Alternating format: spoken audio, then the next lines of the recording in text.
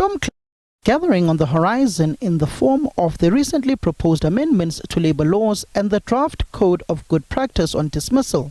This is according to the union representatives, who see the net effect of these proposals in their current form as allowing small businesses to fire workers without a formal hearing, employers to extend probation without justification, and bosses with no obligation to rehire suitably qualified retrenched workers, amongst other issues.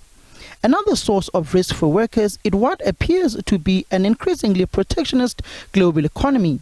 The newly installed Trump administration in the U.S. has signaled its intention to impose a raft of tariffs against various countries, including South Africa, which may spark reciprocal action, resulting in the destabilization of a fair global trade. As an important exporter of agricultural products, wine, minerals, and assembled vehicles, to name a few, the prospects for the country seem grim. But politically, there is a turmoil within the labor movement and the African National Congress, with the SACP contesting elections alone next year. The NUM says they are dumping the ANC. If we don't wake up as a labor, we will be diminished, Makaban.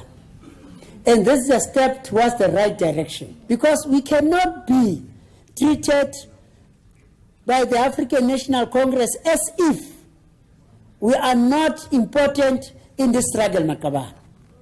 We are equally important as a labor force. Anyone within COSATU, we are autonomous. Our affiliation to COSATU does not mean anyone cannot take a particular decision independently without COSATU. We can do that.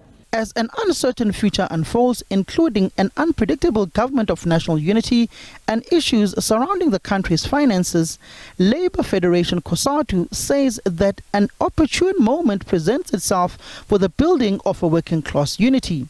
COSATU President Zingu Swalosi was amongst thousands who took to the streets in the city of Johannesburg in protest against plans to retrench teachers as part of government's austerity measures. The labour movement seems fragmented and at its weakest, with the SACP now wanting to contest elections alone outside of the ANC. It's an emotional roller coaster. Ndalahlwa ngumuntu ndimthanda. So i-Communist Party senza lento. Siyayithanda i-Communist Party iyasishiya. COSATU's first deputy president, Michael Shingange, says the federation is yet to decide on who it will support on the elections next year. You will know that there have been a number of unions that have held either congresses or political councils just to reflect really on the state of the National Democratic Revolution, so far as it affects the working class. And we note that they have a recommendation to their Congress about the support for the SACP.